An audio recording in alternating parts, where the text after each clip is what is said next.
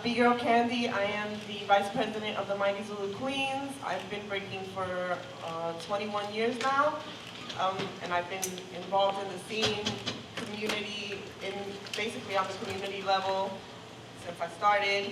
I've done various after-school programs as well as theater work, and been on the battle scene for probably 15 years running, and I just retired officially about a year ago. And then my biggest role to date is motherhood.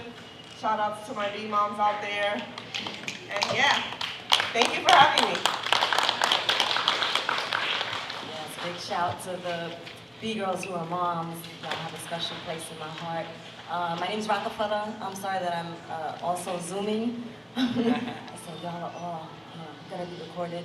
I have been in the scene since I was, I want to say breaking since about 92, but hip-hop and I kind of grew up together, so I saw it, when it was emerging, and I was just absorbed by it, and I was so proud to finally become a B-girl and know the history and be able to carry that wherever I went. To represent the best that the Bronx can offer was a big mission for me. The best that a person from the hood can bring to the table. So, you know, I've been involved in theater, community work. I became a professor a couple of years ago, which was like, what? Like, I didn't even you know what I'm saying? I was like, okay, all right, you want to see my resume? These are all the places I judged and battled. However, I'm super proud to be here back in LA. I don't come over often, but when the opportunity came to support Asia One for this B-Boy B-Girl Summit, I definitely wanted to be a part of it. She hit me up in 2020, and we started to have these meetings for the United Hip Hop Vanguard. And what she said is true. We definitely want to uplift culture in the wake of all the competitive platforms that are out there, and especially seeing how the Olympics is going to also present hip hop. We have to make sure that the underground community and network is self-sufficient, it's interdependent and connected to the elders, as well as providing a space for youth to grow and be successful. So I'm here of service to anyone and everyone who's attending, and I'm just happy to be here. Peace.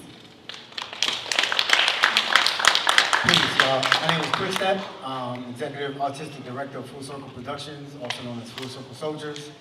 Breakin since 1981. My crews are Fresh Kids, aka Fresh Kings, Lords of Finesse, and Rhythm Technicians. I want to give a shout out to my man Lagatron John. I wish he was here. That's my boy right there. I want to give a shout out to my partner, Rokafella. Been married together 28 years. Right? So what you're witnessing here is love and hip hop. Not what you see on TV, but what you feel live and direct. And it's an honor to be amongst the people. Thank you for having us here on the West Coast. This is my West Coast floor fam, music fam. I'm so happy to be here with you, and we're here to make sure that hip hop is centered, black-centric, brown-centric. We made this, we have to make sure that we keep it amongst the people. It's 50 years young. We are maturing in hip hop. We're watching each other grow. And we are watching the next generation grow. And looking forward to the growth of all of us. Looking forward to speaking with you on the panel and off the panel. How's everybody doing today? All right. Peace, peace. My name is Grand Wizzard Theodore from the thank you from the Boogie Down Bronx, the creator of the scratch and the creator of the needle drop. And I was basically doing hip hop before it was called hip hop. I got to I got to see hip hop from the early 70s, you know, with the B-boys, the B-girls, the DJs, the MCs, the graffiti artists, before it was called hip hop. And I'm just glad to be here at the B-Boy Summit to share my stories and you know, to answer any questions you guys may have, except for my age. And thank you. Right? You look young. That's right. 65 and I'm still alive. Hey. Bless. This mic I'll say for Lonnie, he'll be back. My name is Rahman Jamaal. or Rahman Jamaal. I started as actually as many of us started getting into hip hop as a kid. 5th grade, I started writing rhymes in school, and it kept me engaged and just wanted to like turn everything into a rap. I came down to LA on a full scholarship to study film at USC, which was a blessing, and this was kind of when I met my first hip hop family actually here in the community of LA through a student organization that was starting that year called Hip Hop Congress.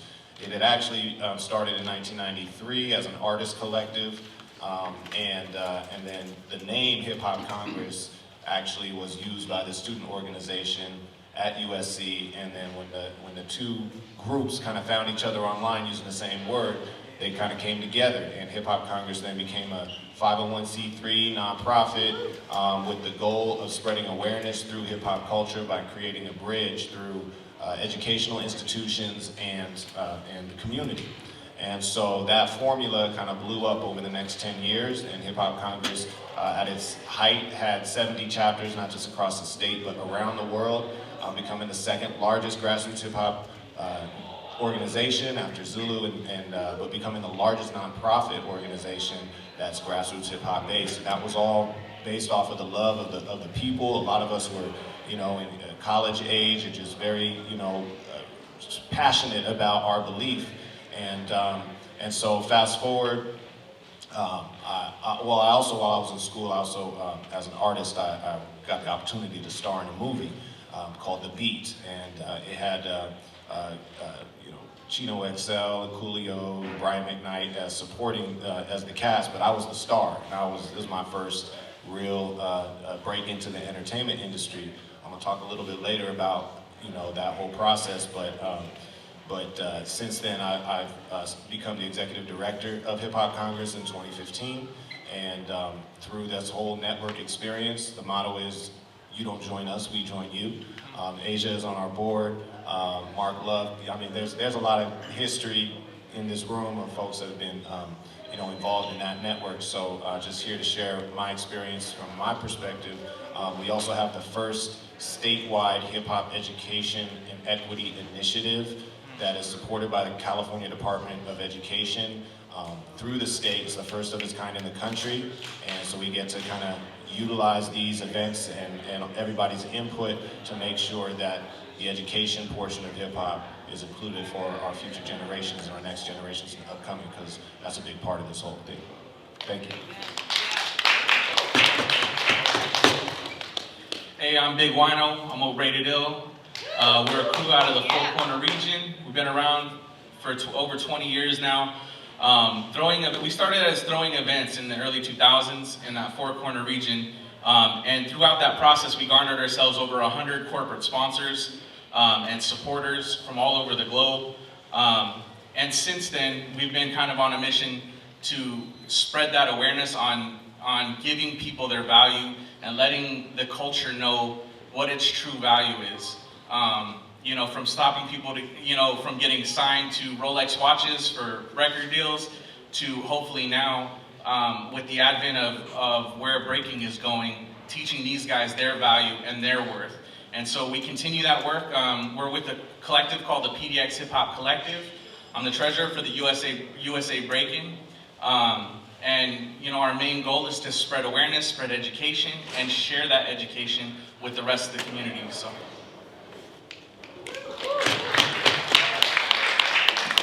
Good afternoon. My name is May Praseuth, and I have been a part of the scene. I've been dancing for over 20 years and then a community organizer for 16.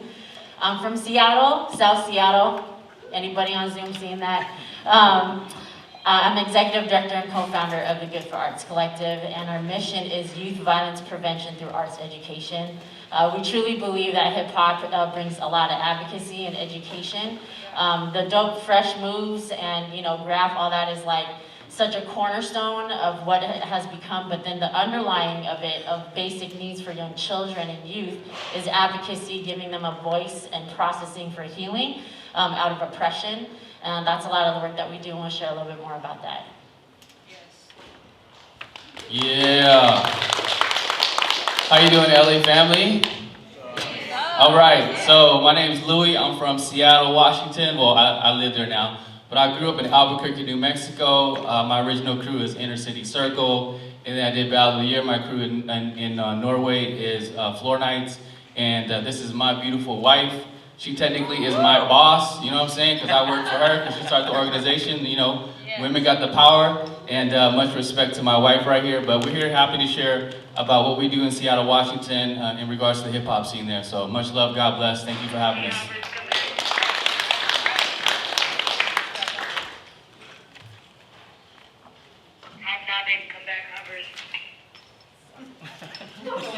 After you. I can't talk right now. Yo, okay, so well, let's kick the questions off. We have 2 questions for every panelist, and then also feel free to jump in other areas if you want to answer another question, but just try to keep your answers to 5 minutes each, please.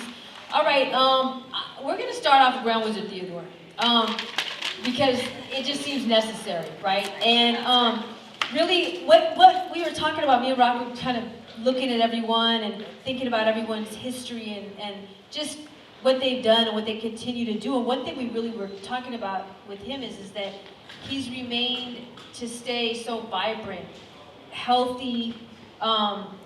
He continues to evolve and contribute and continues to take part, and where, you know, a lot of people, you know, they do something else now, or they've got a different day job, which is fine, you know, but this is him 24/7. So I think really what we wanted to ask is, how do you stay vibrant in a field that's about youth culture? And how have you, like, what is your key to your longevity and sustaining and maintaining presence in this scene and this culture? Good question. I want to ask myself that question. One of the things is that hip-hop is not my occupation. Hip-hop is my life. All right? I wake up hip-hop, I live hip-hop, everything I do is hip-hop. I don't do hip-hop from 9 to 5. When I wake up in the morning, I'm hip-hop. When I go to sleep at night, I'm hip-hop. I'm hip-hop all the time. You know? My environment is what made me who I am today.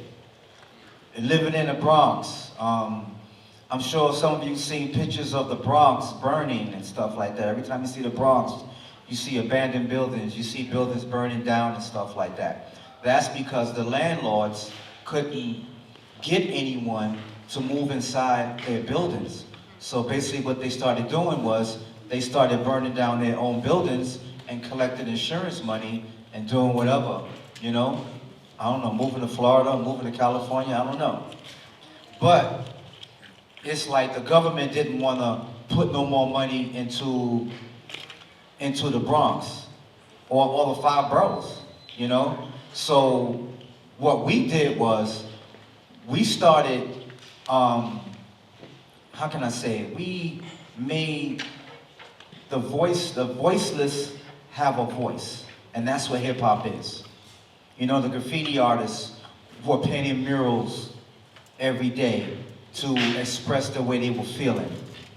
The B-boys and the B-girls were dancing in the parks, dancing in the hallways, dancing in the streets, dancing everywhere so they can get the frustration out of their system. And then you had the DJs that would probably go in their room and lock their door and start playing music and just zone out for a couple of hours just to, you know, just to heal themselves. And then you got the MCs that were writing words down on paper so that when they go to the park, they can express how they were feeling. That's how I say my environment made me who I am today, you know? Today, I have to keep reinventing myself. When I mean by keep reinventing myself, like every 2-3 years, I have to introduce myself to a new audience.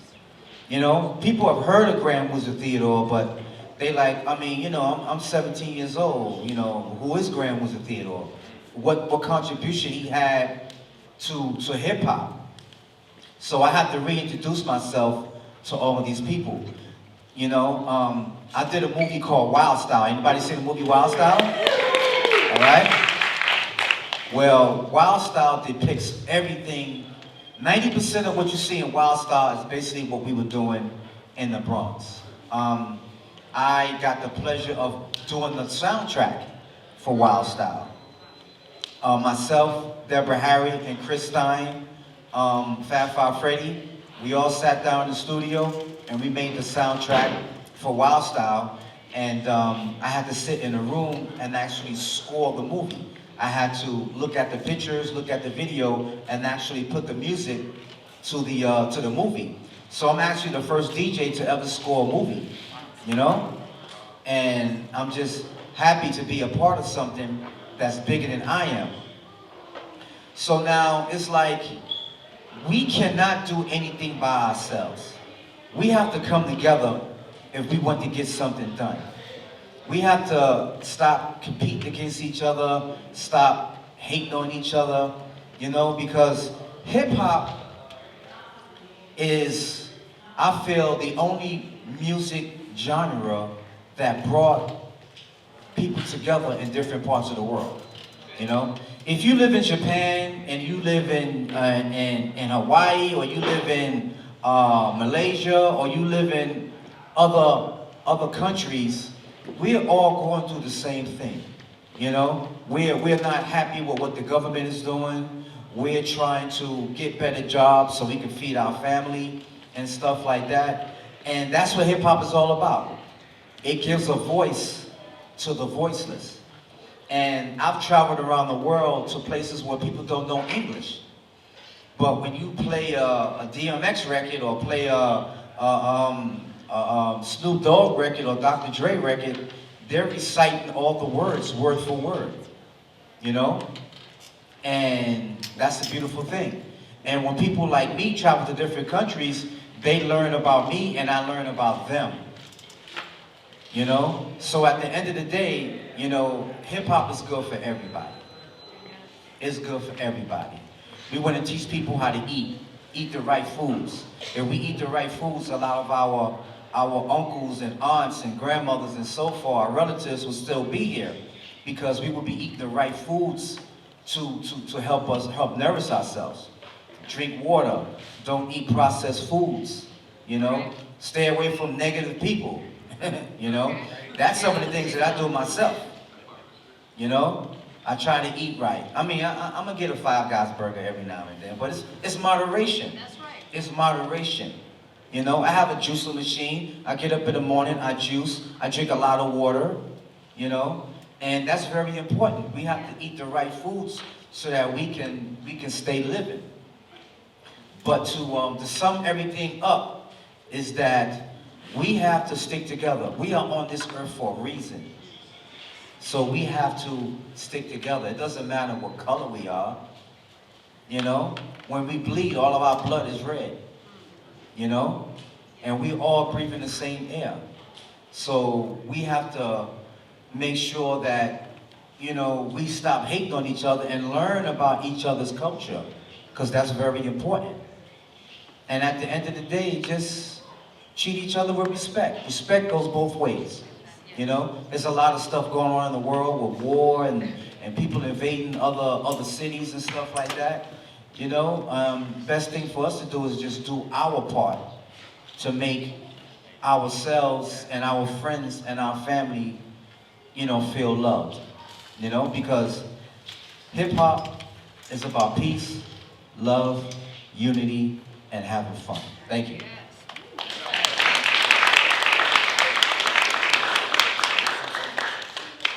Oh, yes. Thank you, Theodore. Lonnie, would you like to introduce yourself because we didn't get your intro?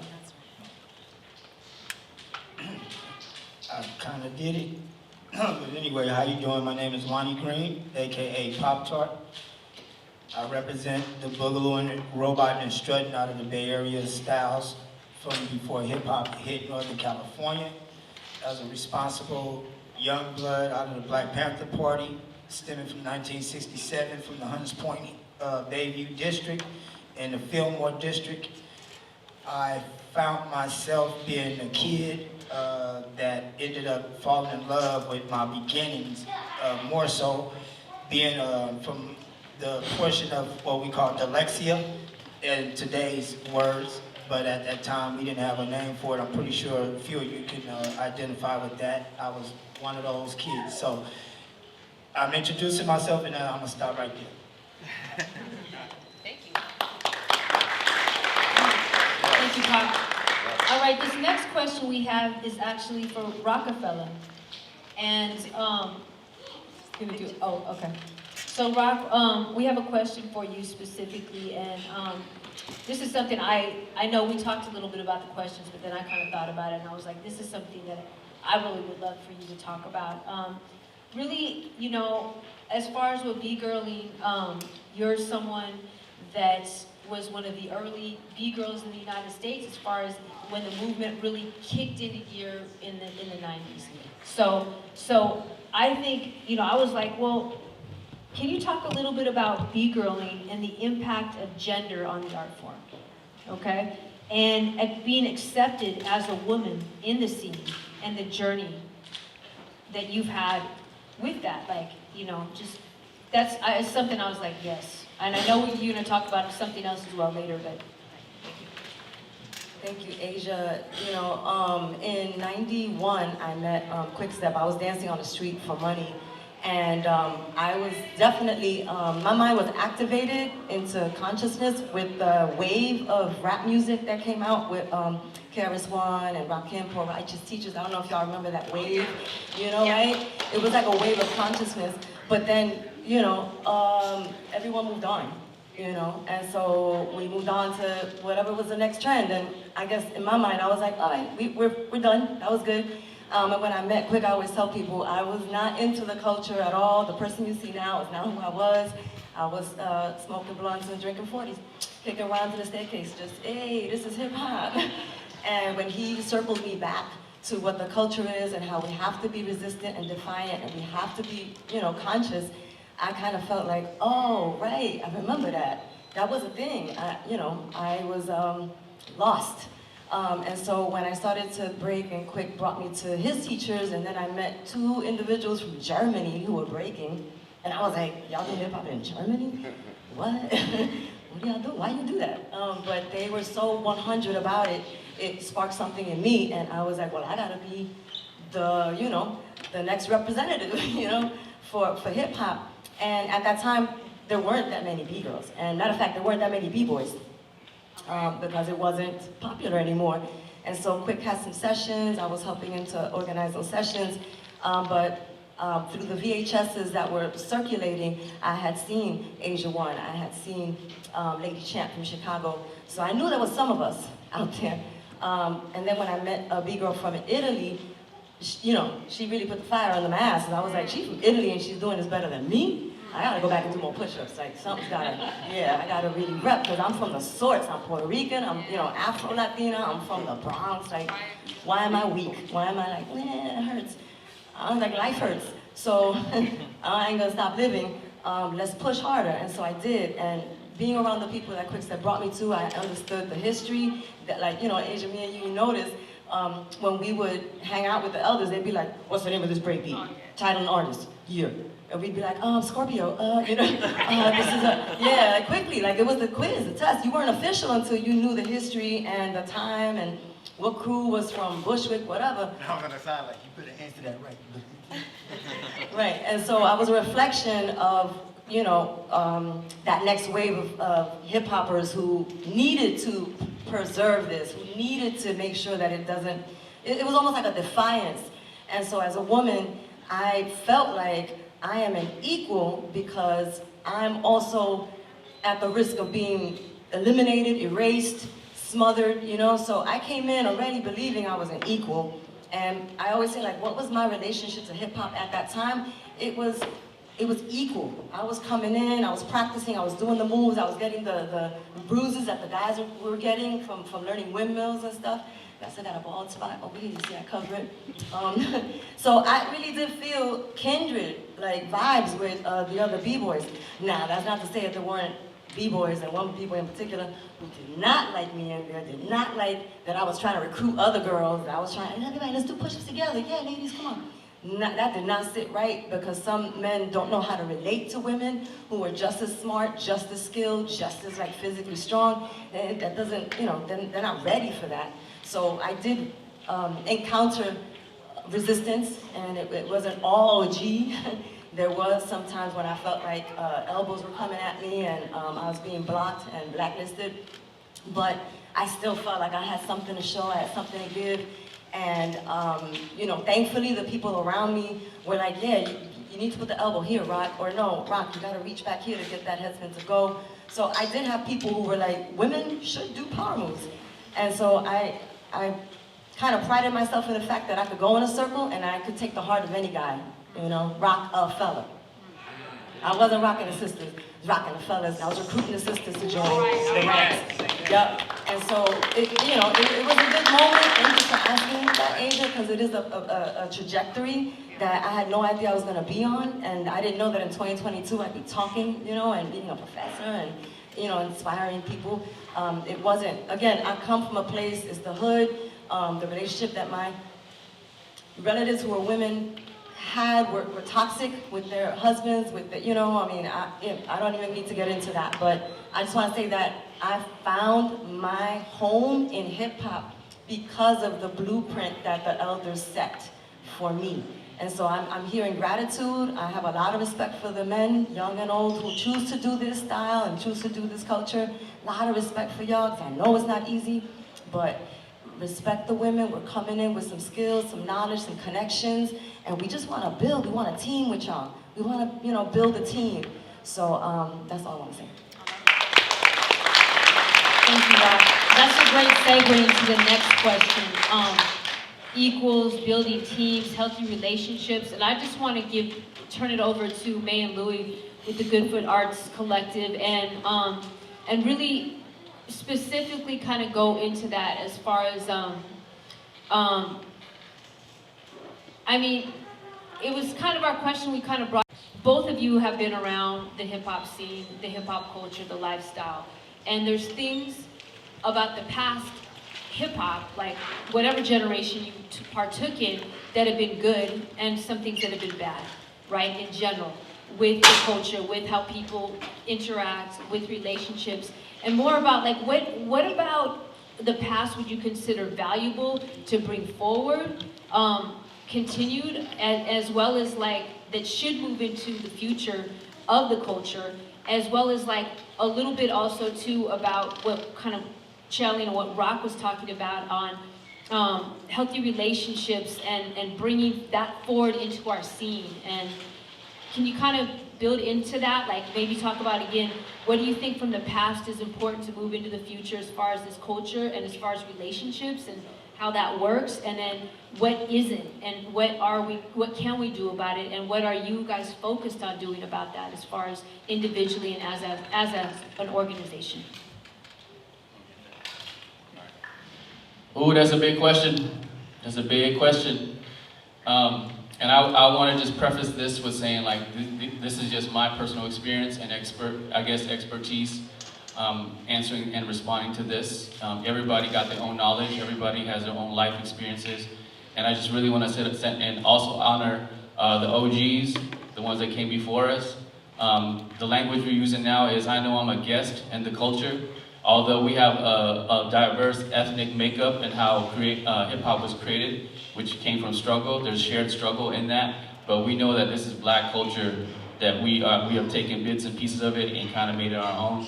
And so, much love and respect. So, and anything that I say, it's really based off my own personal experience, you know what I'm saying? So I just really want to respect that. And a little bit of background is, you know, in New Mexico growing up, we kicked it with like native kids, Pueblo, Navajo, Mexicans, you know, black people, Asians, all that. And so that is and we all were poor kids. We were just poor kids. And so hip hop gave us a sense of identity and safety, you know what I'm saying? And so when I started dancing, and I gotta be honest and say that in my family upbringing, because we gotta always, if we're gonna be honest, we gotta bring it all the way down to the family makeup. You know, my parents were refugees. And so, you know, they came to a country where I was, you know, Kids was hating on each other based on how we looked. And you know, the system didn't help either because they kept us in poverty, right? There's a racial dynamic, there's a racial backdrop to the USA. And we don't need to get into all that because we all kind of know. We don't need to, like, you know, this is historically proven, it's factual, right? So there's certain things that are happening within that has birthed the hip hop scene, that there's a shared struggle. So I speak to this as a guest and my own experience, as a refugee kid from Laos, you know what I'm saying? And so with that, the good things is that hip hop gave us a sense of identity, a sense of power, a sense of unity, a sense of family, right? When I was running away from my family because things were messed up or whatever, I didn't have the language to understand what anger was, what abuse was, what was addiction, what was mental health, what was depression, what was suicidal tendencies, all these things that was just bottled up as a kid. You don't have language for that. But when you just hit the floor, you just with your boys, you know, some of y'all getting high or getting drunk, whatever, that was a sense. Again, I'm not promoting none of that because I work with young people, but I understand the culture. I understand why we try to run from things because it's too hard to deal with. You feel me? Like, we all come from that on some level, right? So with that, nobody taught me about abuse. Nobody taught me about, I didn't have a father that really taught me how to, like, properly, like, you know, take a lady out on a date. You know what I'm saying? So, and then you have this hip hop thing where just all of a sudden you're like, yo, you guys are dope. You guys are hype now, man. Your name's all over. You guys are winning jams, blah, blah, blah, da, da, da, da. And then, you know, that shows you some level of love and acceptance, and that becomes an addictive thing. That becomes, you know, it becomes an idol, right? We call it an idol.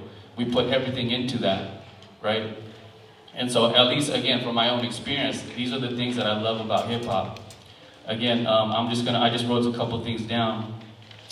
Specific to the work that we did in school, because there was nothing else for us. There was nothing else for us. White people were not letting us into the Boys and Girls Clubs. White people were not letting us into the YMCAs based on how we looked. You know what I'm saying? So there, again, there's a racial thread to all of this. Why we had to kind of come up with something. And it was something that we had ownership of, right? And so that's the power in hip hop. And so for me to stand up here and be like, yo, we got these answers for y'all, like, we don't have the answers. We're figuring it out. We're figuring it out as we go. And that's the immigrant refugee struggle. We just figure it out. Y'all feel me? We're going to figure it out. We still here. We're a resilient community, right? And we always figure it out. You know what I'm saying? And so with that said, the things that will relate to my answer has to do with the toxic culture that I grew up with, you know. And I'm not putting no shade on my family, and because my parents are amazing, and there's been a lot of reconciliation, there's been a lot of healing, but there was abuse all up in my family. You know, my mom was abusive to us. When she was stressed out, she would beat us. You know, so I'm not saying I was a good kid at all. I did some stuff, you know what I'm saying? But I didn't deserve all that, you feel me? Like, and so, and it traumatized me as a kid growing up. Again, hip hop was a space for me to feel safe. The music related to me, the language, the words, everything. I was able to articulate the pain that I was going through. And then my father was also abusive, right? So you can imagine for 18 years of my life living in a house like that, how do you think I acted outside the house? Right? Because we don't teach kids by what we say. We teach kids by what we do. That's what they're seeing. Like, can I be real with y'all? And the things that we're doing, is we learned it from somewhere. Like, we learned it from somewhere. Right? So, with that said, the work we do with young people is, specific to the hip-hop scene is, you know, and it hasn't been until, like, being married for 15 years I had to really unlearn. And we both, my wife and I, worked for a domestic violence agency. I worked for a data agency that was collecting youth outcomes, positive impacts on programs, things like that. So we were working with grants and all that with Seattle Public Schools. And so I was this data person. I was able to look at the outcomes. It's like, why do we keep doing the same thing expecting different outcomes? You know what I'm saying? We can talk about it. Some kind of story pops up about some sexual harassment. Oh, this person did that. Oh, snap, they put it on blast. But we keep falling back to the same old patterns, y'all. That's what's unhealthy within the hip-hop scene, right? So again, I understand the struggle. I understand the pain that it comes from. But we gotta address, you know, the sexual harassment within the scene. We gotta talk about it. We gotta talk about it. Because I'm not saying, again, I'm not talking from a perfect perspective. Like, I did this stuff. I did this, you know, stuff that I said, stuff that I did, so I'm trying to manipulate, trying to use my clout, you know what I'm saying? Trying to use my power over people, Like, we know how that works, right? Right, at the end of the day, like, it's, keep it at dance, keep it at that. Like, we can't be touching nobody without permission. You feel me? Like, that's really what it comes down to. Like, we have to have an equal human respect for one another. And I didn't know that as a kid. I didn't know that as a kid. So our work is around prevention. If we could teach young cats the consequences of what it takes, if you catch a case, that's like $20,000, $30,000, you know what I'm saying? We already broke, you know, on a legal tip. You got that type of money? You know what I'm saying? And it's gonna dig us even more hole of poverty if we're not watching our actions. If you catch a case, right? So this is the prevention work that we do. We're trying to get ahead of it. We're trying to get ahead of it, right? So I'm gonna stop talking with that. So again, the love, the acceptance, the affirmation, the family, the sense of unity and family for poor kids coming up. That's what I love about hip hop. The expression. There's a healing agency in that, right? We can find identity in that. But there's some stuff about our culture, just like my Asian culture, it wasn't all right. Stuff that my mom and dad did, they taught me, that wasn't cool. The same thing applies to hip hop. There's some things about our culture that's dope. There's some things that's got to go, y'all. Like, right, it's 2022. Us fellas, we gotta talk about it. We gotta hold each other accountable. See, all love.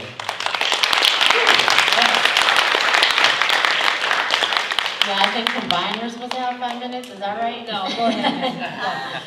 I'm just gonna piggyback off of what Louie was saying too, and then what Rock was saying before, but just for me, coming in as a female into the scene, I didn't feel safe.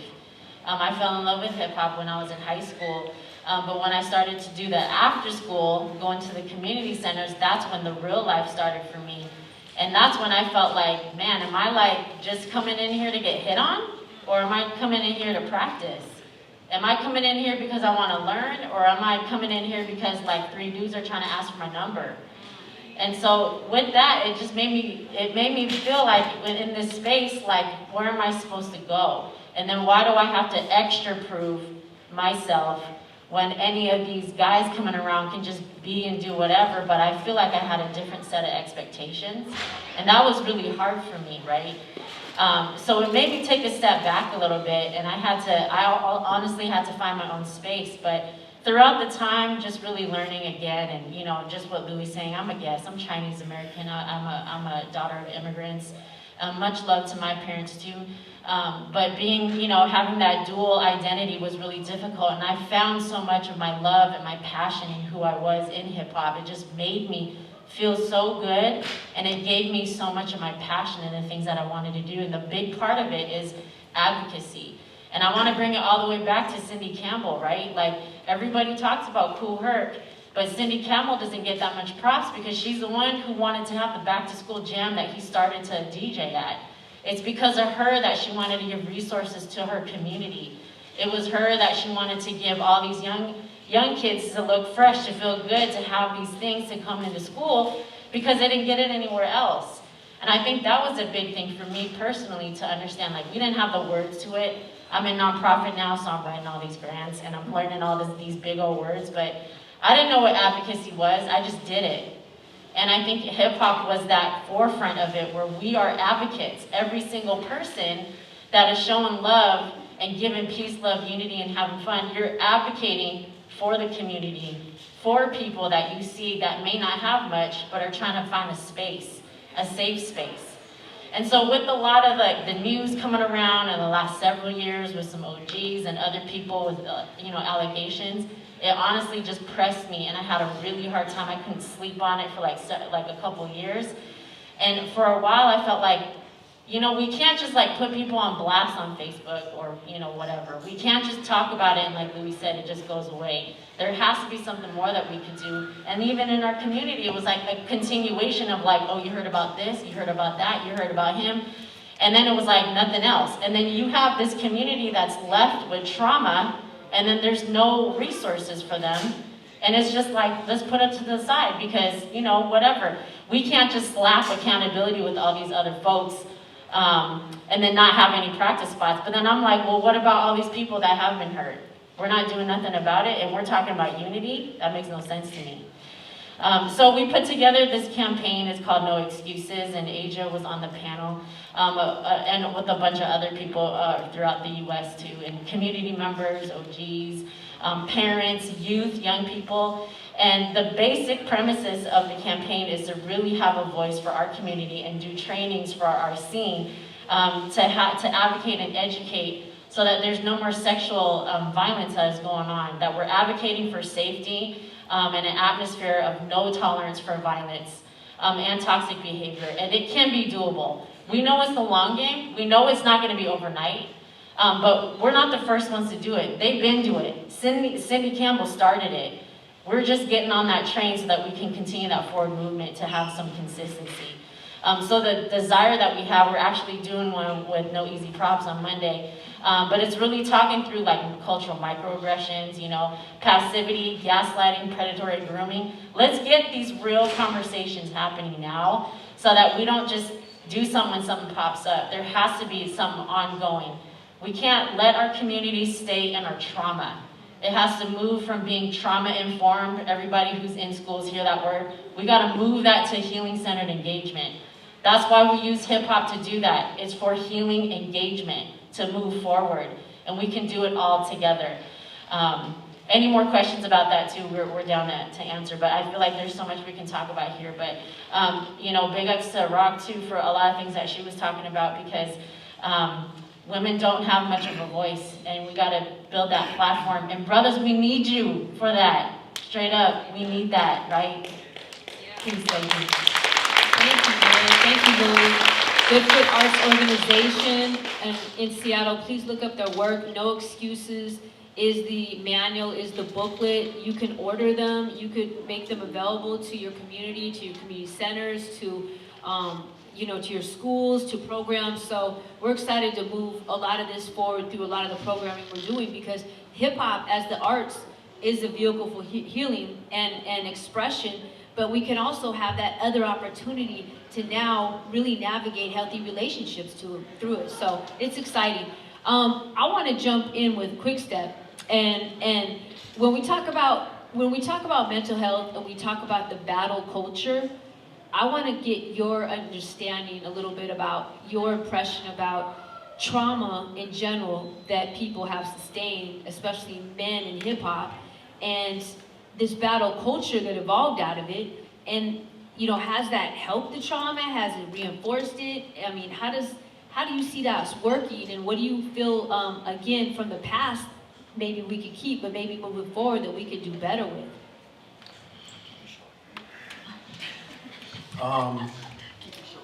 Yeah, the first thing I noticed about our dance, before dance came along, it was called a challenge, right? Tap dancers used to challenge one another.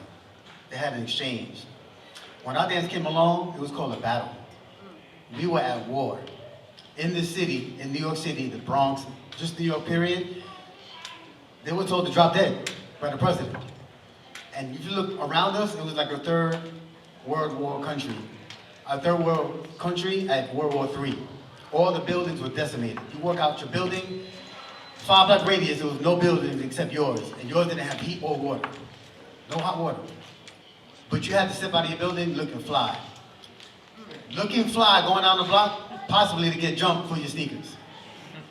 Going to the block party, you made it there with your sneakers or your clothes, but you might get your reputation taken out by somebody who wanted to smoke you in a battle. So somebody wanted to smoke you, right? So they wanted to actually kill your reputation, then take your sneakers. Sometimes people went home naked on the bus if they went to the wrong neighborhood. So you were battling all of the time. So I took the terminology battle cry and realized that's what a lot of B-boys did. They were crying at home, crying for attention.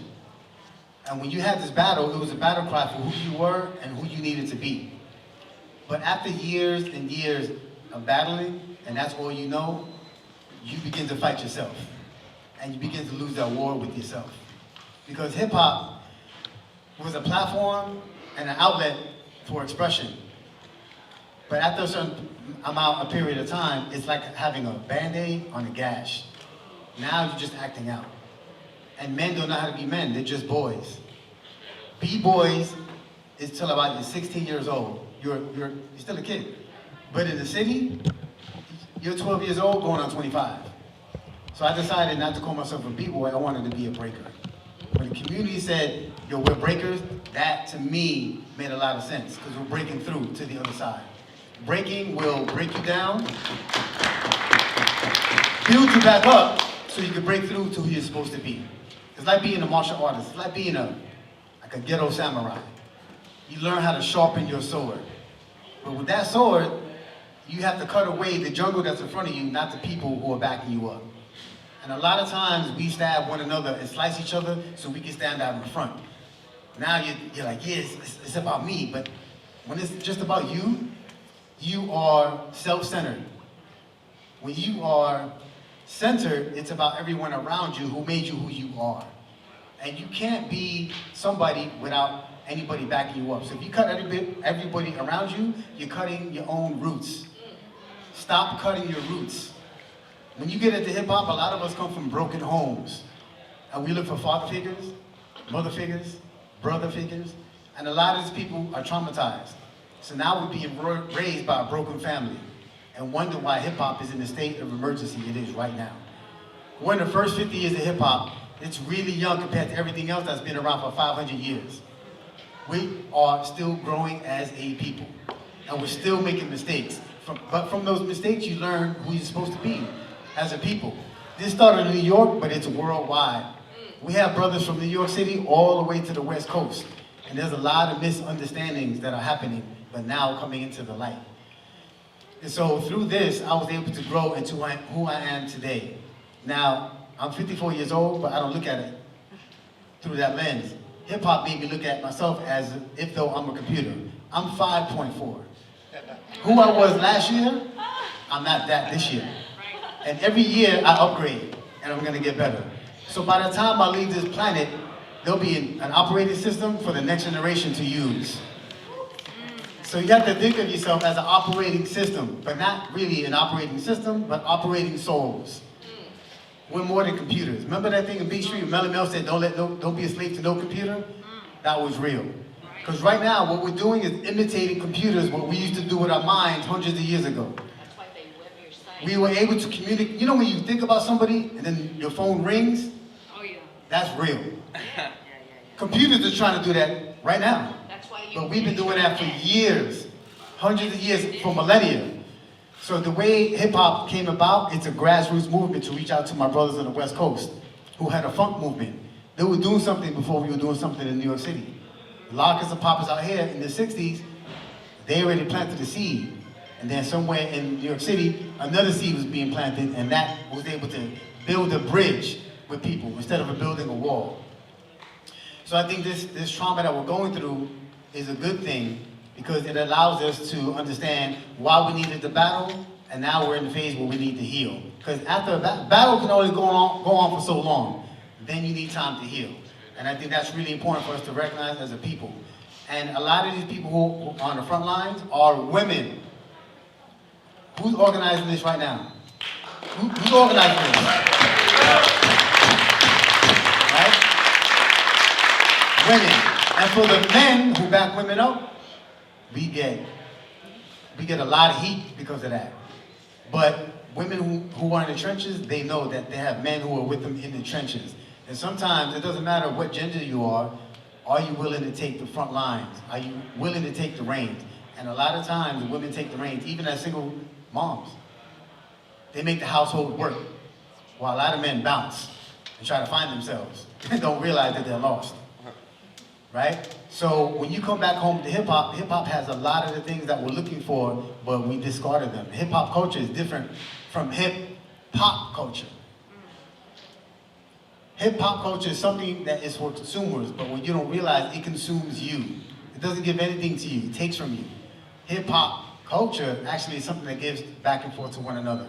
And through that, you can find the healing. So when I hear about people trying to find healing through the pain they've been through, hip hop can do that. It can do it through the music, it can do it through the movement, and that's what's the most important thing. The movement of our people is what heals. When you go to a dope jam in this building, is not what's dope. What's dope is the people in it. Because when the jam is over, what do we do outside? We talk for the next 3 hours. And security got to tell us to go home. Like, yo, we got to go. The jam ended at 7, it's 11:30. It happens all of the time. So there's a lot of healing here, but we have to understand what needs to be healed. You know what I mean? And there was, you know, there's, like people said, there was a lot of things that people did when they were growing up because they didn't have the capacity to express what they needed to express. They can only do it on the floor, on the mic, on the wall, on the turntables, because they needed to battle their way to the front. But after the battle's over, it's time to heal. And that's what this is for, and I'm glad to be here with y'all to heal. And before you can heal, before each one can teach one, each one has to reach one. So let's reach out to one another. Let's reach out to one another and heal together. That's all I gotta say.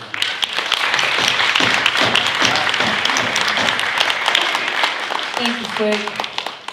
I think that's a good segue to PopTart. And because Quick did touch on what was going on the East Coast, but there was something going on the West Coast before that. And this is something that me and you have had conversations about many times, many years, about really, you know, what was before hip hop out on the West. And can you drop a little science about that, and also about, you know, as well maybe tie into that, our egos and how that shifts when we mature, you know, and we have been passed a torch and now we have a cause. Whereas before, maybe when we're young or when we're just representing our crews, ourselves, or a style, it's all about us. But then when you're given a torch or you're given history and culture to move forward, like what happens? What shifts?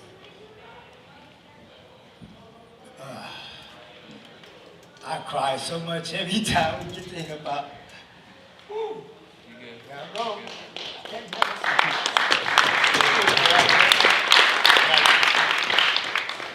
Alright. Oh man, I have everywhere I go in the world. I've been doing this for years. Every time somebody talks to me, when we get to hip hop, I cry. It's the first thing I do. I can't stop.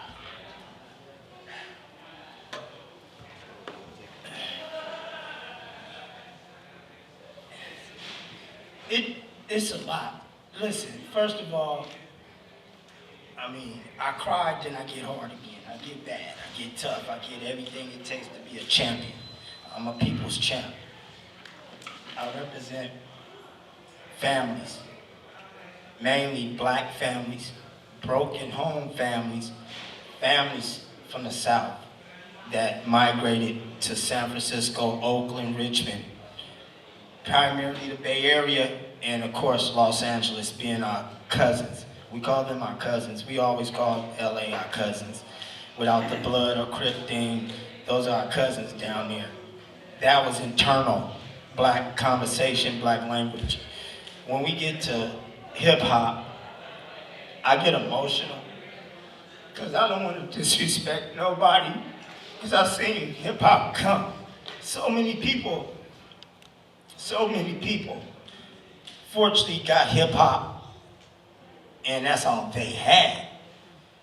I come from something, in a point in time, I had more than hip hop. I had my mama. I'm my mama's only child, and my mama was the baddest woman I ever needed to meet for anything. I never met my dad, but I grew up in a house full of family members from the South.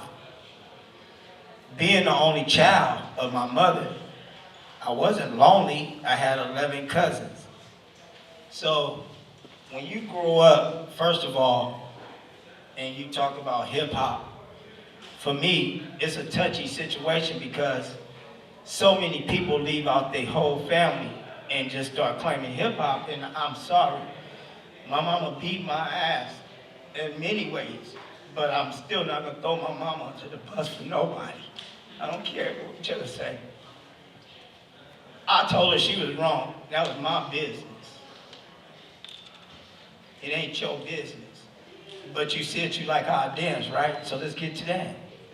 That's from some of them ass whoopings. For me thinking I was so mannish at times, or I questioned things that just wasn't a kid's place at that time. There wasn't a word called hip hop in my life for my first 13 years of my life, I learned how to play the blues first from my grandfather, which was we was all living together. So, yes, I'm in San Francisco, but truthfully, I'm in the South in my house. You feel what I'm saying? And my crying actually is because before hip hop came, we already had a consciousness of black people business, black excellence, black power, and I come from that. And being up there on that hill with all those black people, most people never seen 3 or 35,000 black people at one time. Every day I have. So some people forget about the fight that was before hip hop. And it hurt me because I learned the language and a culture that was my own, that I excelled in. And when I excelled in that, this dude came on TV while I'm in my projects with cats from New York and everything downstairs with the fellas from Filmo. They all from Frisco and everything, right? The code, the street code is not to tell all the different things we know, you know what I'm saying? Let me rap. Rapping was between two people, man. You know what I'm saying? I have a problem with some things because I was taught these things was what it was, and yeah.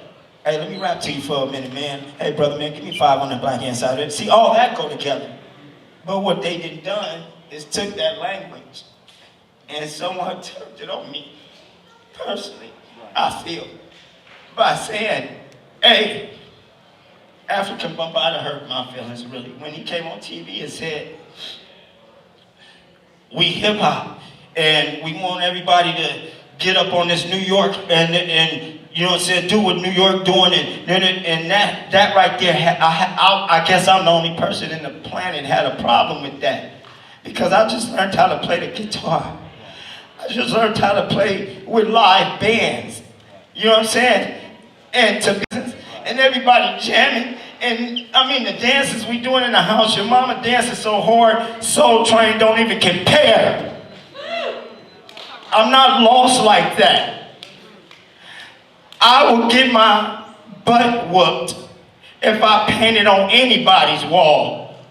I had a problem with these things that was told to me that if you want to be a part of us, then you got to do this. Well, why are you taking me from out of band class, learning the knowledge of playing guitars, being on time with the rhythm, and saying, nah, that ain't it, you got to get this drum machine.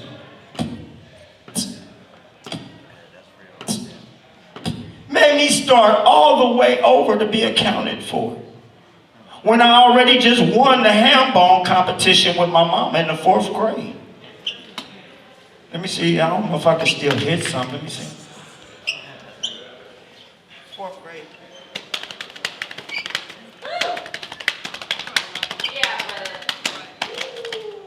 See, me and my mama used to practice every day. And that was before hip hop. And I was a champion already in the 4th grade, so winning was very important. I wasn't supposed to win nothing because I couldn't read, write, or spell. I told you I was dyslexic. I couldn't put a sentence together. I couldn't read the cat in the hat. I couldn't do none of that.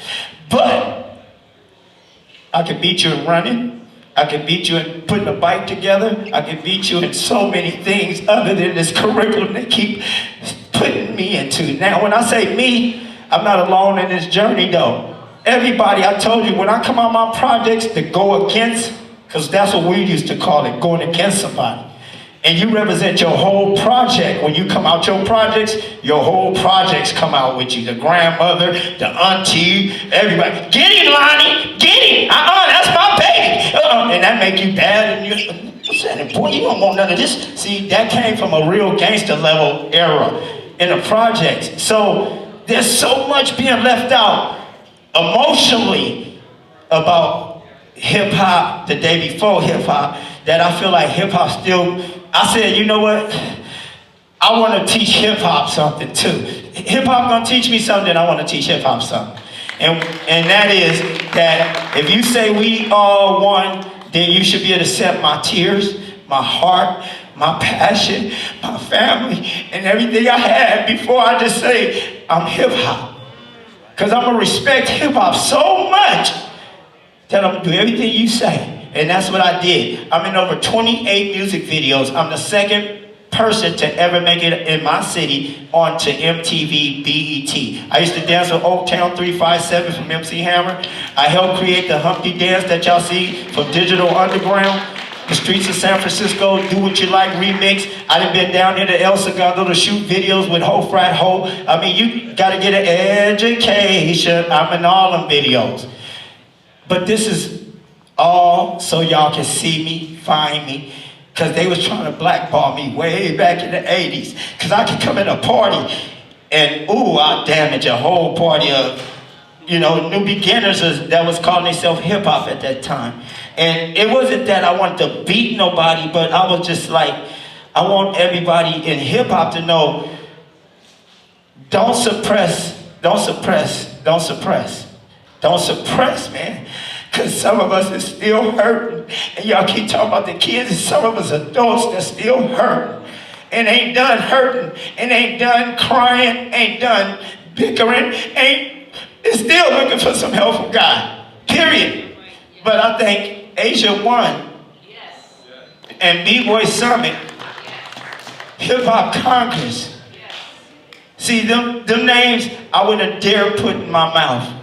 I trusted these organizations with my heart because they was open to hearing me and giving me a chance. Asia put her name on the dotted line and helped me bring the whole Bay Area out here to prove that we had some dance called Boogalooing and Robot and Strutting that came before hip-hop came to Northern California. That would have never got saw. So I thought I'd create a video called the BRS, the Day Before Hip Hop in Northern California, because I seen Wild Style. And I wanted to be in love with that movie, but I couldn't because I wanted to talk to the person that made this movie. He doesn't know about me. What about me? I was already bad as hell. So y'all didn't need nobody. When I seen Little Lee in that movie, I went crazy. My whole community went crazy. Lord, you gotta get him, buddy. They, man, why they put these niggas in these movies, man? You wrong. And that was hurting me because I knew the truth, which is, man, there's processes. But in the projects, you know they don't understand the processes. So that came down on me. When Turbo did what he done in the movie, we was all in the theater together and we saw that. My whole community came on me. Lord, you gotta go get that nigga, blood. And I went on an attack. Chasing Shrimp down everywhere I heard he was. And his management would never let me dance against him. And then I thought about it. I'm like, you know what? I'm jealous as fuck. I felt so wrong for doing it a couple times because that man was in a place I wanted to be. And just to this day 2022, I asked him to forgive me at the Radiotron event. Just now. But battling, winning, standing tall, being relevant, all those things are things that's processes, man. You can't tell me. I done been on crack, I done sold crack, I done shot at people, I done got shot at, everything. But that all usually happened when I tried to give up on strutting. Every time I walked away from this because of the pressures of hip-hop in a certain way, I almost died. And then you always open the door and make sure I had somewhere to come back to. And you remember the first time I was all over the place in B-Boy Summit because I was supposed to get killed that day, still. And that was because I was doing things that my community didn't feel comfortable about. They told, I remember coming home and they're telling me, hey, Lon, don't teach no white boy I shit blood. That's when I found out this ain't just my dance. I can't just do what I want. And then hip-hop kind of like put me in a position to kind of act like I can do what I want, and I can't do that. So I'm asking y'all to forgive me and my culture at times for the ignorance we had towards the gay population and all those things, because we didn't know nothing like we know now today. So I'm healing myself right now, and I hope y'all healing with me, because I'm not lying up here. I'll be damned if I go anywhere lying. I'm gonna stop right there, and I think that everybody knows the answer to this question. Believe in yourself, go back, men with your mama. I'm taking care of my mama right now. I don't care how many ass whoopings she gave me, I'm not leaving my mama for nobody. Take care of your kids. My mama did the best she could. But like he said, I didn't deserve all that. Some of them southern ass whoopings ain't no joke. So I represent the families that came from the South, whether they're in Los Angeles, San Francisco, or anywhere. Somebody had to be able to tell y'all, because when they hit them projects and knocked them projects down, y'all know we lost a lot of information in them projects. So that's just where I sit.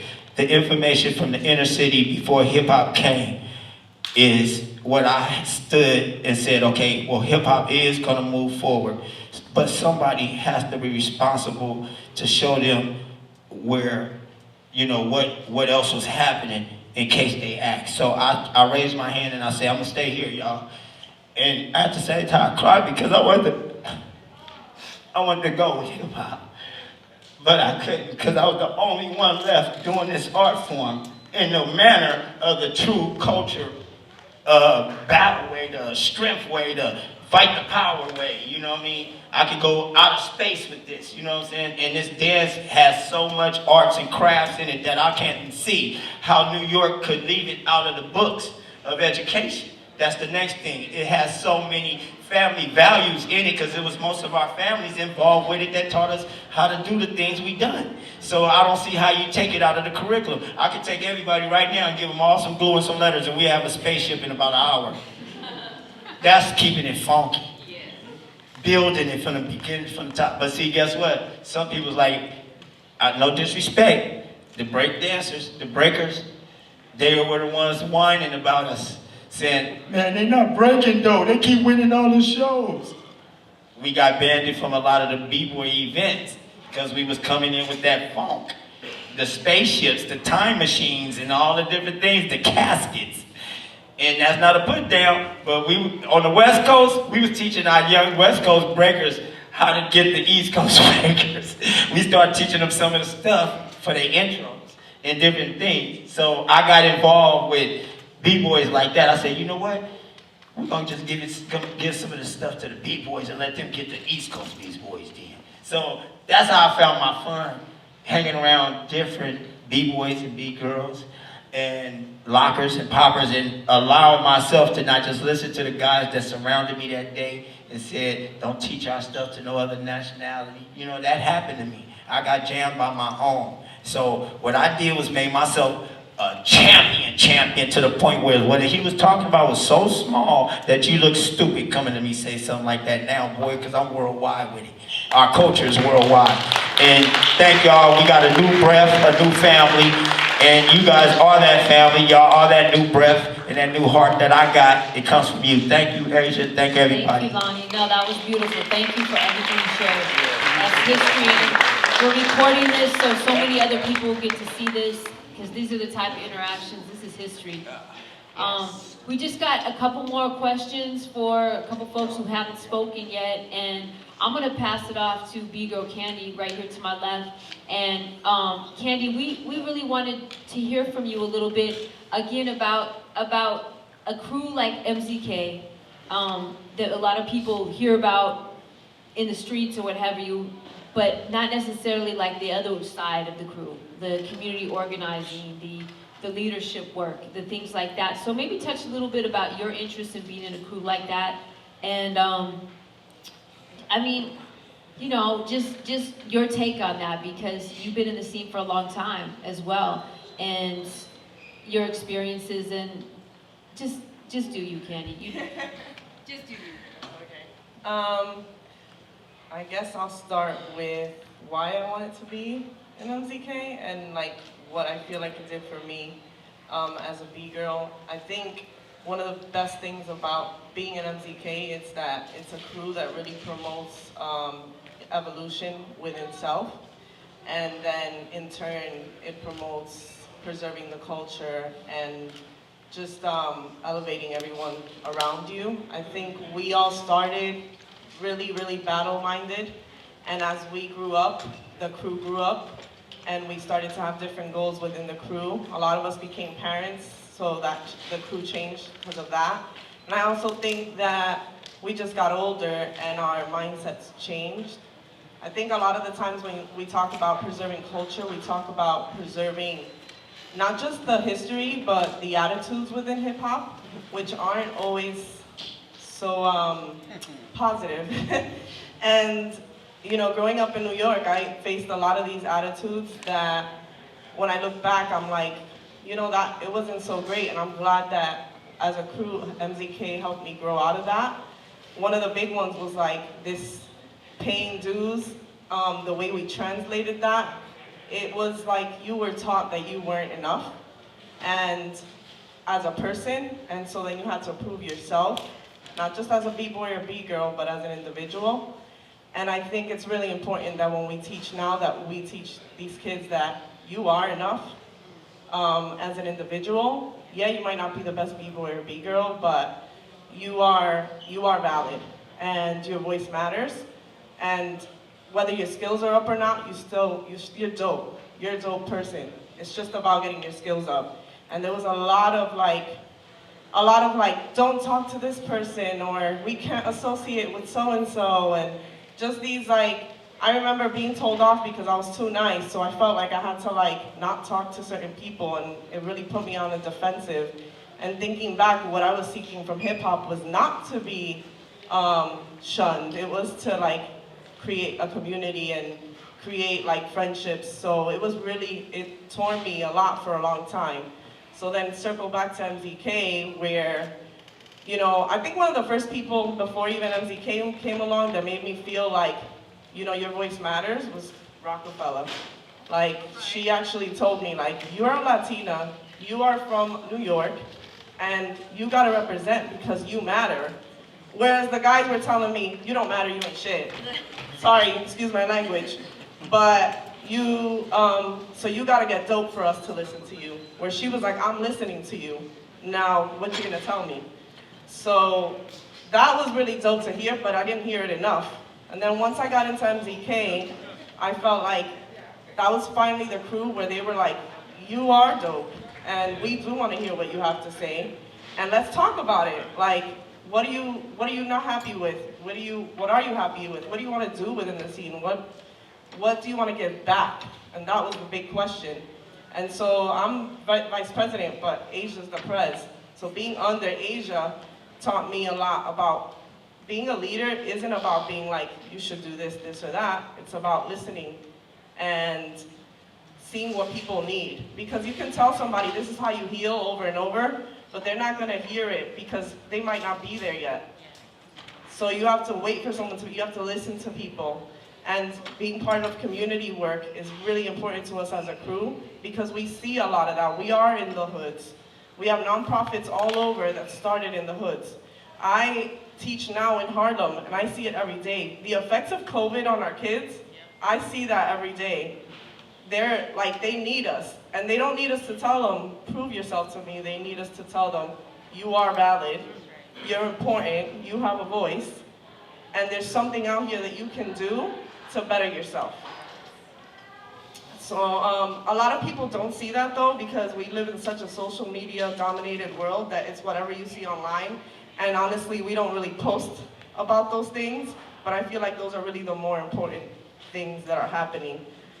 Because even though it might not garner you 50K followers, at the end of the day, if you're changing one life, you're changing so many. It like trickles down. You know, like I talk to my son every day and I tell him, how can I support you? And sometimes all he says to me is, give me a hug. That's it. And so I feel like we should be asking that of those B-boys and B-girls that we're teaching in these community centers and all over the world. Like, how can I support you? Not, hey, we're doing this for you, we're doing that. no, how can I support you? Because you'd be surprised that a lot of them will tell you, I just need a hug. I just need somebody to talk to. I just want to break. Like, it's really simple. And then to just finish it off, like, I think MZK, one of the things, Taekwon, he's our president, he told me a story once. He said, there's a guy walking down a beach and there's starfish that are that they're dying on the coast. And the man picked one up and he's throwing them back one at a time. And this other guy comes along, he's like, you're not gonna save all of them. And he's like, yeah, but I just saved that one that I threw back. So I always keep that in mind, like, just save that one. And as a crew, that's what we're all trying to do. We're just, these community centers we worked with, I only had 8 kids this year, but hey, those 8 kids now know that they can be B-boys, B-girls, MCs, and they can take them somewhere. I've introduced them to people that have done it, and hopefully one of them will be saved.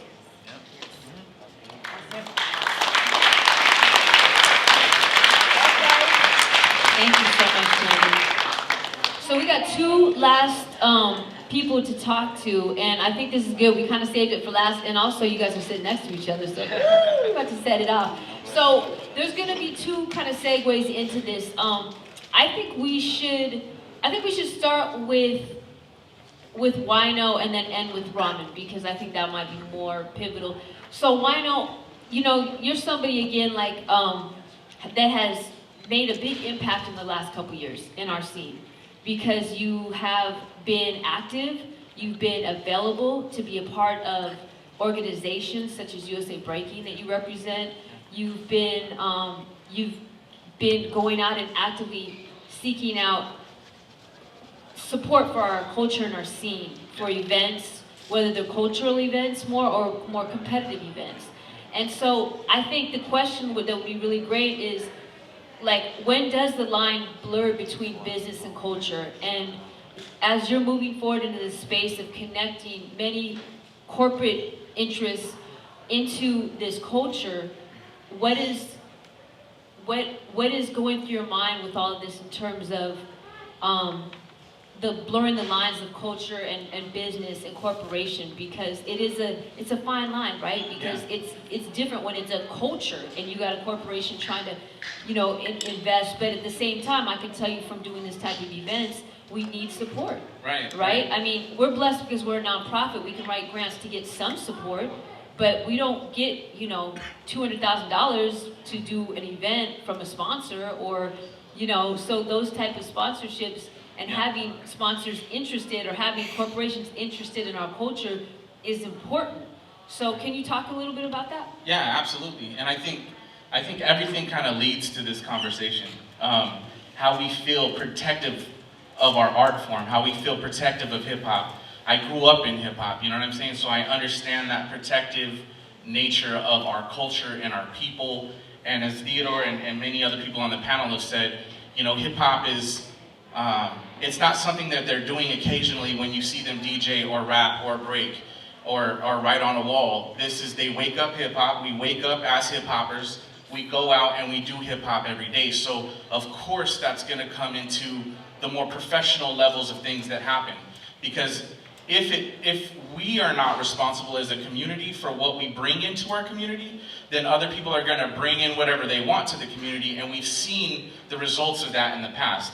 I'm an MC, so I use the business and we own a record label and we have to deal with that side of things, right? So that corporate culture has basically taken over that element in a big way, right? Because now that corporate structure kind of dictates how many people have to do their art form. Now we're in a place with Breakin where it's gonna hit the Olympics in 2024. It just was in the World Games, right? It's hitting platforms that it's never been to. And what's gonna happen in that is we're gonna have the outside interests, once again, flooding the market to come in here. And there is gonna be a level of appropriation that happens with that. There's gonna be a level of people who come into this, to this culture that do not care about the culture. They don't care about where we grew up from. They don't care how we grew up. They care about how they get the money out of our pockets and they put it into theirs, right?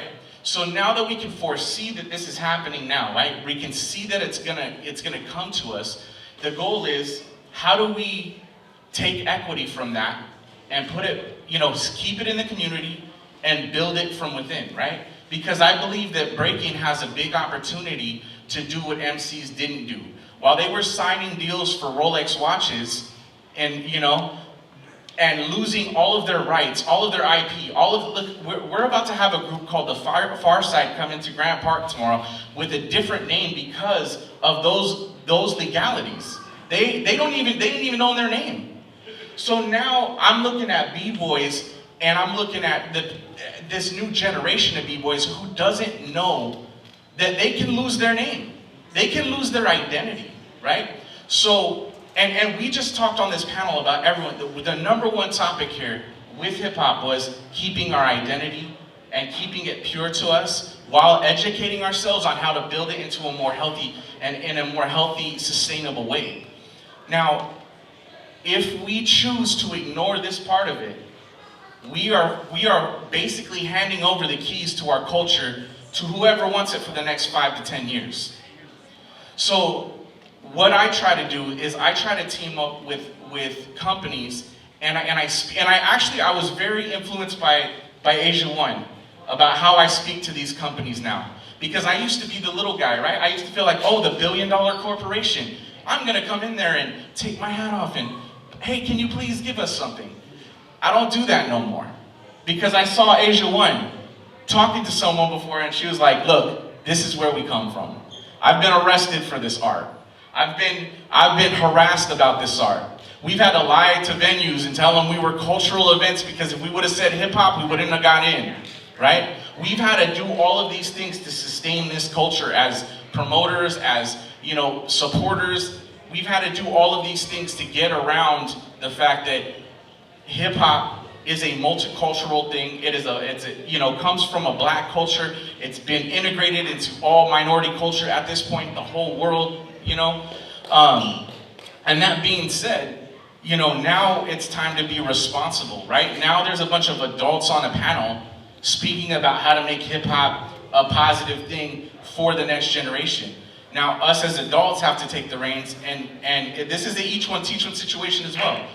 When these new promoters are coming up and they're learning and they're gonna be the next, B-Boy Summit, they're gonna be the next Skill Fest, they're gonna be the next Massive Monkey Weekend, we need to be teaching these young cats their value and their worth so that way, when a corporation comes in here, they don't go, okay, hey, we're gonna give you $1,000 for an event that has been going on for 25 years, that has cultural equity, that has significance, right?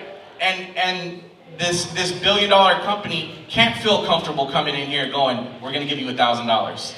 They should feel uncomfortable to even ask that question because we should know the value of what we bring to the table. Someone in the dance community that knows their worth and they will ask the money that they're worth is other dance communities, right? You got like ballroom dancing, for instance. They will get the money that they want because they feel they know that what their worth is. And I say to all dance communities in general, with where breaking is taking the future of dance right now, getting to the highest levels of competition, right? How much more valuable are we? How much more valuable are we? And I feel like we don't ask ourselves that question, and when we do, we degrade ourselves. Like we were just talking again, it comes back to this, to ourselves, right? Our community. We start going, am I really worth that? I've done all this, I've created this history. I'm sitting up here with icons and legends, and I'm sure they've had the question, am I worth that? Absolutely they're worth that.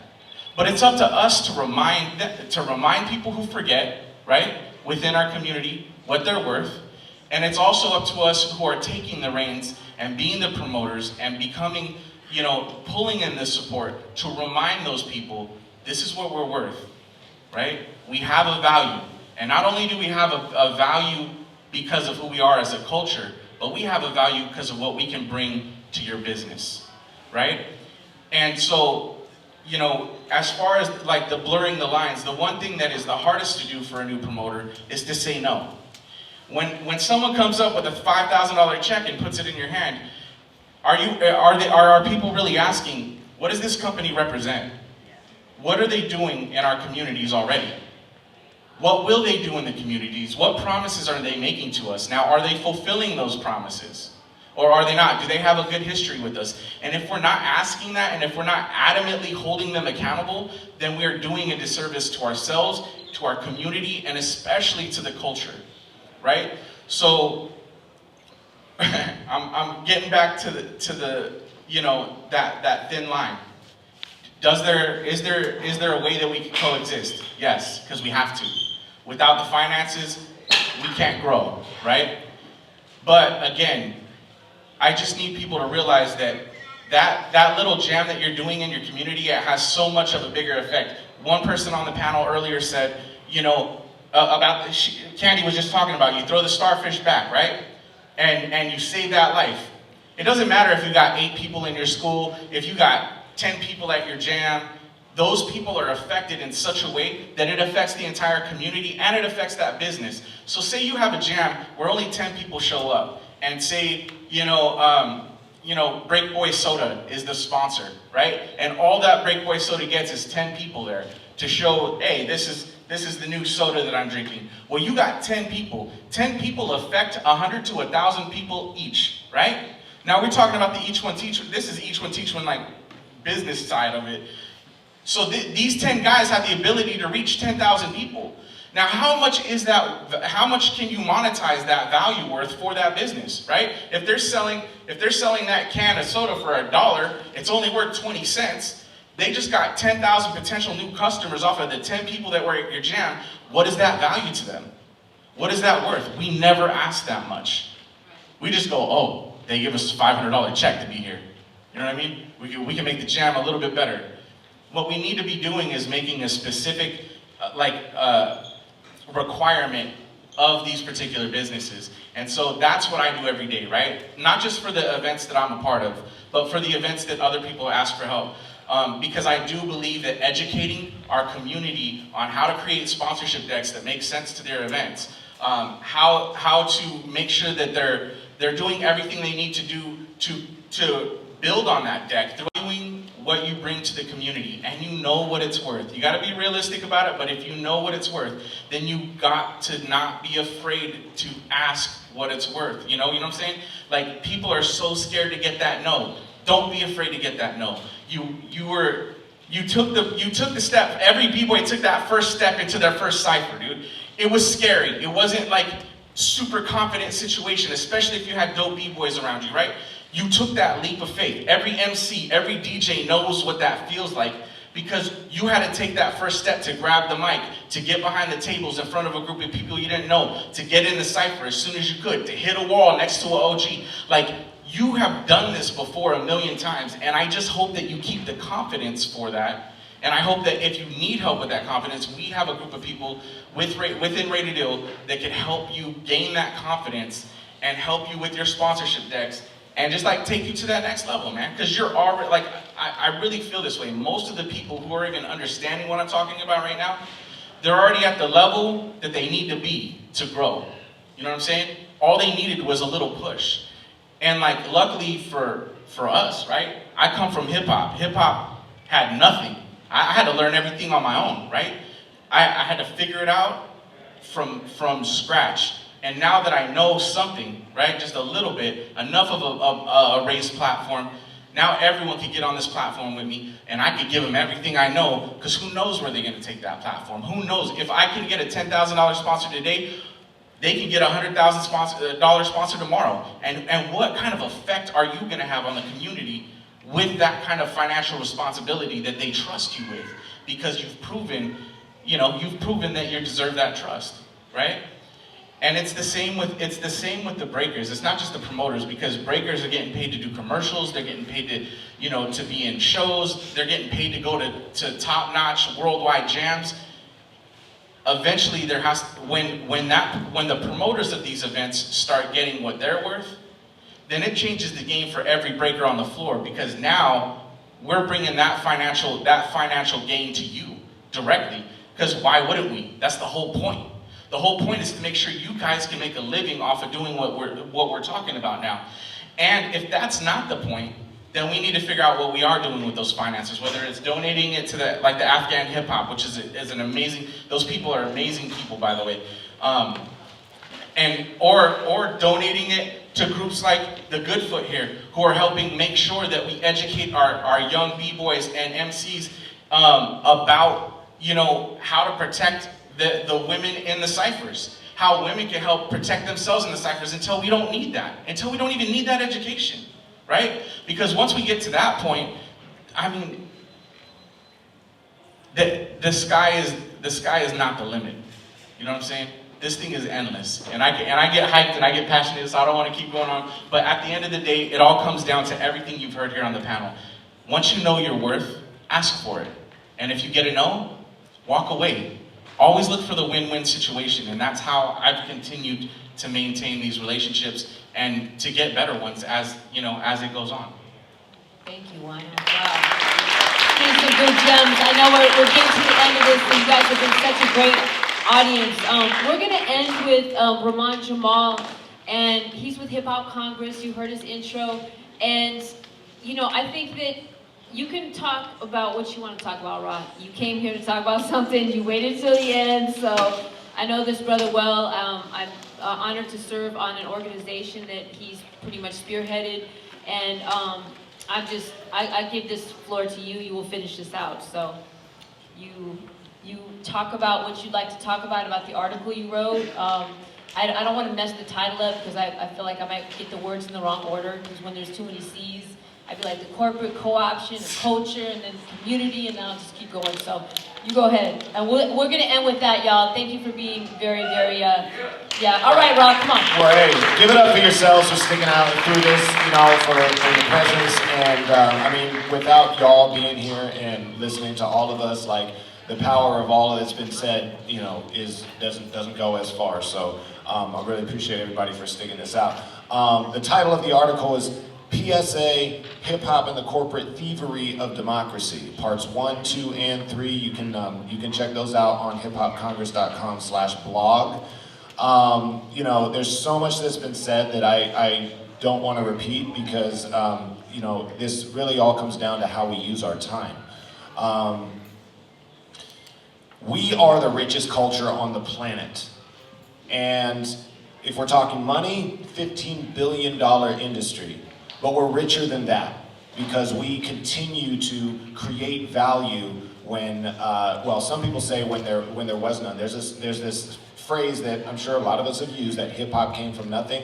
That actually we need to examine that a little bit, because when we really break down, this is something that was handed to us from our ancestors. When we really get our education and we go deep into our own human history, we see that we are pulling on something from beyond this time that is within us, and that's what gives it its power. And that's why we are the richest culture on the planet that is the only collective that can change the trajectory of where we're going. So I don't, you know, we've covered so much great information. I guess I want to just add, you know, we talked about how we can leverage our power economically. I just kind of want to end it on how can we leverage our power politically. Because as we all know, our country is at a crossroads, and it's not the end of what we're going to experience if we let this happen. There is an agenda to strip us of our democracy that is very organized, and they know how to manipulate the political system in ways that, you know, people who are more, democratically minded, we often are, you know, we're on the fence about things, and we go back. We don't have that same ideological solidarity. Even though we do, we get caught up in sort of the mechanisms of how to translate into political power. A big part of that is, you know, comes right back down to education. The origin story of not just where hip hop comes from in America, you know, but on the West Coast, like when we really start to do our history, we understand that hip hop adapted to the social and economic conditions that were coming down at a federal level. It's not a coincidence that the Fillmore district was going through the exact same thing that the South Bronx was going through when they were tearing down the inner cities, and yet you have these abundantly creative cultures and extremely valuable creativity coming out of that, you know, in spite of that, right? So that's why we have to know what our value is, like Wyno was talking.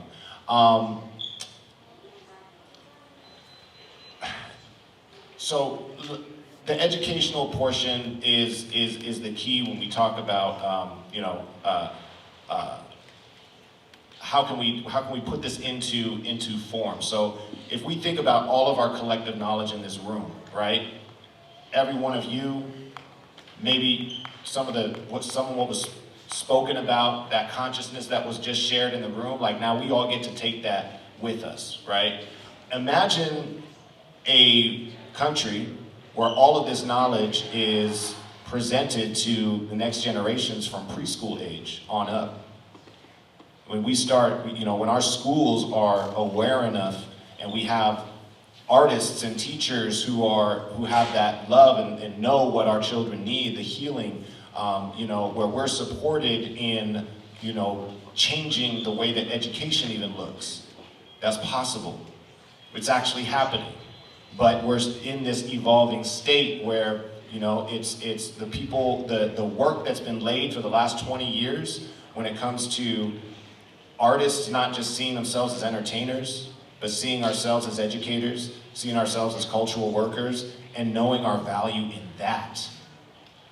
I feel blessed that I've been able to make my living off of teaching what I love to do, based off of what I learned from my OGs, and I just get to pass that on to the next generation and live off of that. That's possible. That's possible for all of us if we have the heart to do it. And there's so many people that need that information. So this whole kickoff that we're doing here at B-Boy Summit, like, let's just know that we have this power to change the future with all of our collective knowledge. We can't get caught up in comparing, we can't get caught up in the internal, because there's an external force that wants us to fail in that way. And it's gonna throw everything at us to keep us from having that solidarity. So we gotta know who our enemy really is, and we're starting to see what they can do if we do nothing. So the next step is taking all of this collective knowledge and turning it into a voting block. We need to have a PAC, right? We need to have a political action committee. We need to be able to organize the way that the right is doing very well. Because if we don't do that, they're going to go as far as they can. And there's people that are very, very committed to doing that. So the time is now to really step up to that, to use all of our knowledge of battling and the struggle, and like, it's real, but we got to do it as a team. We can't do this alone. And you know, it's folks like all of us here sharing, and the folks that use their time to come out to hear different folks speak. For me, Congress is something, it's a concept, it's an idea, but it has become a living reality. We do I don't know if anybody's on the Clubhouse app, but we do, we're streaming live on the Clubhouse app right now, but it is, you know, we got to start talking with each other. We got to start having these conversations, using the technology that we have to organize. This is it. The other side is more organized than we are, and we got all the knowledge, all the game, all the resources. We really do. So when we start to, when we can figure out how to turn that into political power, you know, we really will have, you know, a hip-hop Congress running this country, you know. But it's all of us. This is it. You know what I mean? Like, we can vision it. You know, this is where we're at in this time. So just thank y'all for being here and hearing us all out. Appreciate it. Thank you, yo. That's a great ending, man. Well, thank you all for being part of the panel. We do have to move on with our schedule, but this is being videotaped. This will be on YouTube. We can push it out. We can keep the conversation going into what that looks like with organizing. Because if this was the 90s, it would have been hip hop leading movements. The 90s was very organized. We were all very interconnected then, and we need to bring that back, like you said. It's not about one person, it's about our collective, y'all. So thank you everybody on the panel. Thank you all for being a part of this. DJ Mark Love is just kicking in the back. He's waiting. He's like, are y'all done yet? Because he's an OOG back there. He's gonna get the tables warmed up a little bit, and we're gonna de-set, and we're gonna start the program. So.